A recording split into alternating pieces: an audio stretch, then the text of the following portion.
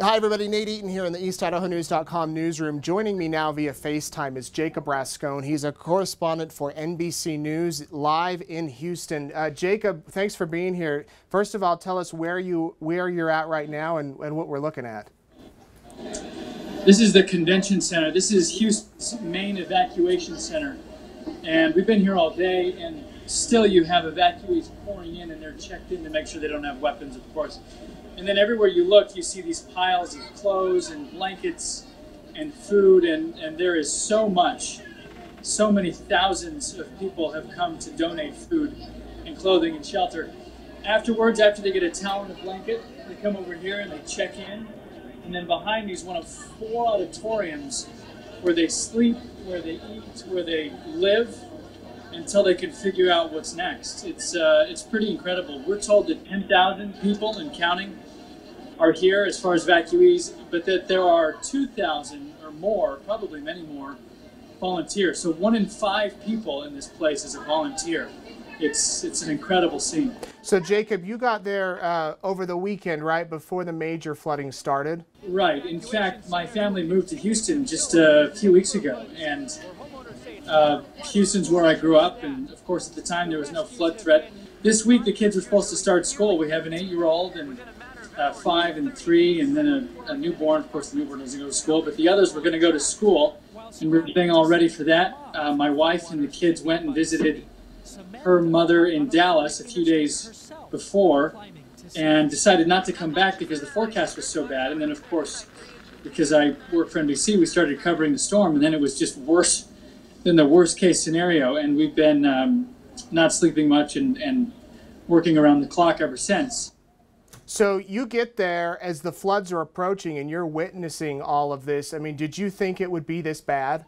No, I don't think anybody thought it would be this bad. Sometimes people get on the journalists doing the weather stories because we talk about the worst case scenario oftentimes, because the authorities we're talking to, they tell us how they're preparing and what the worst case scenario is. So we did that again, and for the first time that I can remember, the reality was worse than the worst case scenario. It just, I think that we broke the all-time record for rainfall in anywhere in the United States ever, where more than 4 feet fell. And actually, Houston, if you've been here, you know that it rains a lot, it storms a lot, and this area can handle a lot of that. I mean, it's a bayou city, but there are a lot of waterways, and they work well. Even when they get 8 inches of rain or so, they can be fine. When almost any other major city in America with that sort of water it'd be a catastrophe. But when they get so much so fast, I think they were getting 5 inches of rain at a time. I mean, per hour, 5 inches. The bayous just can't handle that. And so all of the waterways that run throughout all the city, the creeks and the lakes and everything, they all overflowed.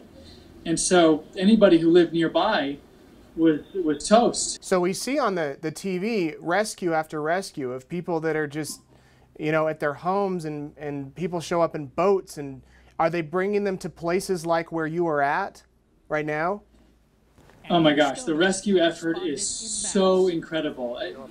And I don't want to downplay the professional responders, the people who work for a living as police officers and firefighters, but the real first responders, truly, in disasters like these, are the 6.5 million people who live here. Immediately, there were 10 times as many boats from civilians and people with large trucks as there were officials, and that doesn't speak ill of them. I think that's how it's supposed to work.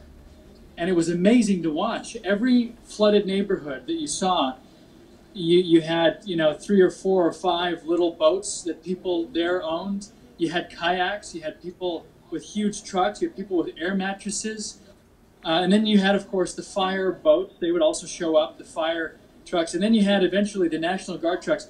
So you'd go to these flooded neighborhoods and you had mostly civilian folks, even with jet skis. And then you had some of the official folks, and the National Guard trucks eventually came in. They would all bring them to checkpoints like a Kroger, and then they'd be picked up and brought to evacuation centers like this one. This is the main one, but there are hundreds of them throughout the city, because Houston, the metro area, became a city of islands. You couldn't get from one little city to another. But I think there are probably more people in other people's homes than are in all of these major evacuation centers. Wow. Friends and family and the church Facebook group. People just use social media. Hey, who needs a house to stay? Who can volunteer their house for people who are evacuated in our church area? So what is this like for you? You said you grew up there. You're there in your hometown. Your father works in news there. I mean, you're witnessing all of this as you're getting ready to move into a new house there in Houston. I mean, it's surreal. I haven't lived here for 12 years since I went off to college, but I grew up north of Houston. I haven't been there still to see what it looks like.